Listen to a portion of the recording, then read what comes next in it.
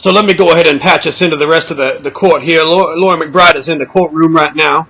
We got her present now, and she's still talking through the Skype just so that it can be transmitted through and so you can also hear her voice specifically. Okay, I'll rise for the, Judge Terrence Pinkins. We will begin the court procession at this time. You may all be seated. So today we're going to have an unprecedented event. We're going to have Gail Chana and Loree McBride presenting their charges relative to one another. Gail Chana will be reading her charges, and Loree will be responding with counterclaims, of course. And then we'll have the presentations of the evidence. And then we will also have some time for cross-examination as well. So it's going to be a very interesting day. We've got looks like we've got our feed set up for the truth-telling ability to see who's telling the truth, and we can see it on the screens. Everyone's video display shows when people are being dishonest, so this is unprecedented because no trial in history has ever had this kind of thing. This is very, very exciting. So for everyone in the court, I understand that many of you have been injured in this previous events of today. We had the bombing that just happened, and so I understand for most of you, you're all troopers for all being here. I'm really proud to see all of you showing up in the courtroom. We've got the jury and everyone's still here, so we're going to go ahead and proceed. So let's go ahead and get started. So Gail, if you would most kindly, wonderfully, preciously, beautifully go ahead and read off your charges for Loree McBride. I allege that Loree McBride is a Jesuit and that she extorted Brent Spiner into a public romantic relationship with the motive to destroy his love for me because of my genetic profile of Catherine the Great and King David, which the Jesuits find very threatening to their goal for a world takeover. I also allege that she has promoted a lying press campaign that she is married to Brent Spiner as part of this Jesuit conspiracy to destroy his love for me. And she falsely alleges that she has had an extensive sexual relationship with Brent Spiner. And this is also part of her Jesuit lying press campaign and conspiracy to destroy Brent Spiner's love for me. They have to destroy Brent Spiner first before they destroy me so that they can remove blockades to their goals for a world takeover. I also allege that Loree McBride has tried to kill Brent Spiner on several occasions. Several weeks ago, she whacked his head so severely, he suffered a concussion, brain damage, and required hospitalization. This was an attempt to kill him, to get him out of the way so the Jesuits can next eliminate me. I also allege that Loree works as part of a massive Jesuit conspiracy that orchestrated World War I, World War II, the Nazi Holocaust. They were also behind the American Civil War. And they do all these things in their goal to try to set up a worldwide dictatorship for the Jesuit order. They were behind just about all of the major wars in the 20th century as part of their attempt to take over the world for Roman Catholicism, and have committed massive war crimes against humanity, especially in World War II with the Nazi Holocaust, which they were behind and which they supported. If Loree is found guilty of being a Jesuit conspirator and trying to set up another war to try to take over the world for Roman Catholicism, she may face the death penalty. I allege that currently they are still trying to take over the world for Roman Catholicism, and they use their network of underwater cities and other places besides underwater cities. They have satellite technology, they have mind-reading technology, they have a massive army of clones, and they use all these as their attempt to take over the world. And they're also presently, they have been planning to set up a nuclear holocaust. That underwater city that we just destroyed, we had to destroy it because they were going to use that to build a massive Jesuit clone army to help set up a nuclear holocaust as their goal to take over the world of Roman Catholicism. And those are my charges. Thank you, Gail, very much for reading those off. We really appreciate everything that you have to say, and this is very, very important. And just thank you so much. You're welcome. Now we understand that, Loree. Now you have some wild ideas. That you believe that you have the right to face your accuser and things like that, and things that are preposterous. But due to some of the laws that we have been enacting, we will allow for this. We will allow for you to face your accused, and we're also allowing you to even bring up some counter charges. And so, what we're going to have you do right now is go ahead and read off them counter charges. First of all, Gail, I charge you with genocide when you murdered millions of my babies by nuking the underwater city, which you know, by the way, was far from necessary. You could have rescued those infants as soon as the adults were away, but no. I bet you knew they were mine and Brent's children, and that's why you wanted them all murdered. You want me to give a response? Go. We can. Why don't you respond to me? Why don't you explain to me why you killed all of my children? You can go ahead and respond, Gail. First of all, I didn't even know what the genetic makeup of those children were. We were just told there were a bunch of babies, and obviously that was the one who was the murderer is you, because you put them there on purpose to make martyrs out of them, to make us look bad when we had to go in and nuke that city to defend ourselves against your nuclear holocaust. When you had to nuke the city of babies? Were those babies a threat to you, Gail, or could you have rescued them from the city?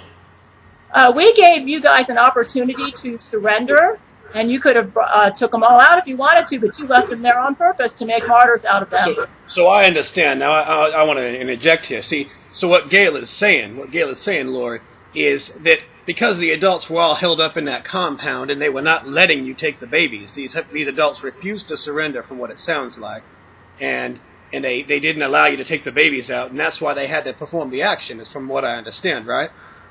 No, that is perfectly insane. I bet those lie detectors are going crazy right now, because Gail knows that isn't true. Gail knows that those babies were there helpless, and she wanted them that way because she wanted to murder every single one that reminded her of mine and Brett's relationship. Wait, hold on a second. So you're saying these babies were how could these babies be there helpless when the adults were all inside and they were all ready to defend the compound? That's because all the adults were taken hostage by Gail's little anti-Jesuit army. Excuse me, I don't believe that's true. Gail, and I want to just get your input on this. So the adults were all inside. The adults were all in there ready to defend the city, and that's why you had to nuke it, correct? I mean, I'm understanding this. I was told by Vladimir Putin that all the adults surrendered and the Jesuits left the babies in there on purpose. That's what I was told. To be honest with you, I don't know all the little nitpicky details of what happened to the babies, but I'm sure the Jesuits left them there on purpose to make martyrs out of them, to make us look terrible because we had to go nuke that city. And they were planning, from what I understand, Vladimir Putin told me, they were planning on using those babies to build a huge clone army using growth hormone where they could grow them into adults within like a year or so. Oh my goodness. So there was an extenuating circumstances that didn't allow, even after the adults had been removed, from what I understand now, is that the adults were removed from the city, and then somehow the babies couldn't be rescued, couldn't be taken out of the city after the adults had left. I'm not sure if the babies couldn't be taken out, but I think that I told Vladimir that the Jesuits themselves needed to remove them, because if we tried to go in there and take them ourselves, the Jesuits would have killed us, I'm certain. We were already out of the city. Well, why didn't you take the babies out with the adults, Loree? Well, why didn't you take the babies out while you were taking all of the adults Because out? if we went in there to take them out, you would have killed us, and you know it too. Yeah, you guys had to take them out. You left them there on purpose to make martyrs out of them. And that's the truth, whether you like it or not. Well, there's my first charge. But I have additional charges for you, Gail, and this is the real reason I think we're both here, and I think you know this. As you know, Judge, I think Gail Kordschuler has been a threat to my relationship with the father of my original baby, Brent Spiner. My second charge for you, Gail, is that I'm going to sue you for alienation of affection. You have seduced and confused my poor husband time and time again with your scary ravings, your pornography, your rantings, your threats, and it's driven a wedge into our once happy love life. And because of you, he has lost faith in me as a wife. He's become so depressed he can hardly make love to me anymore. He never had faith in you from the beginning. He's never liked you from day one.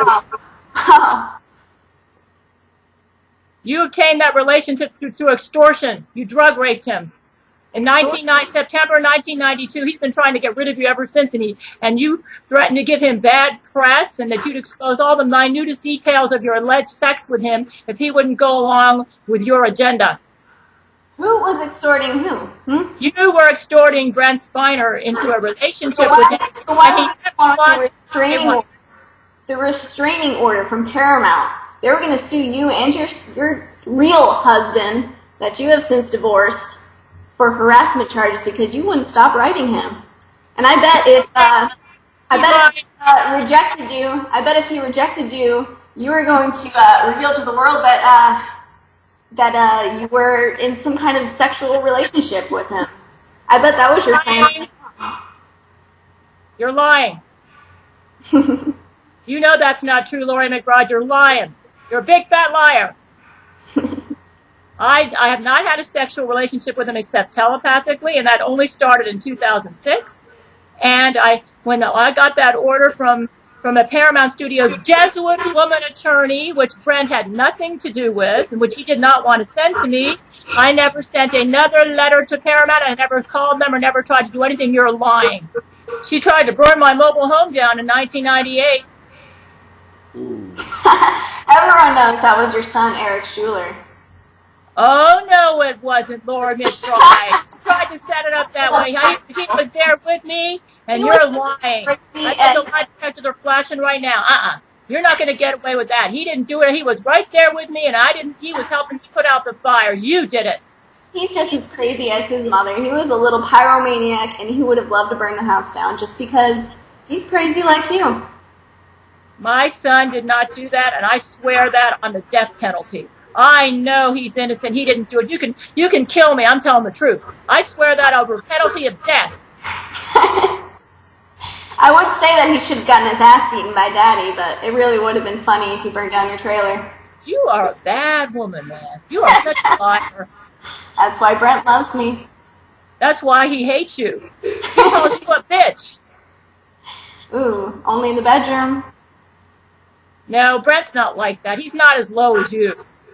And this is an issue. This is something that I want to get down to the bottom to, because from what I understand, there's been a lot of talk about, and again, I don't understand the details currently, but there was some talk about this rape that's going on, and so there seems to be a contradiction that Brent has never had sex with Loree McBride or never made love to Loree McBride, and then there was also the rape, and then there's this idea of the potential pregnancy, and can we clear this up? What's going on with this?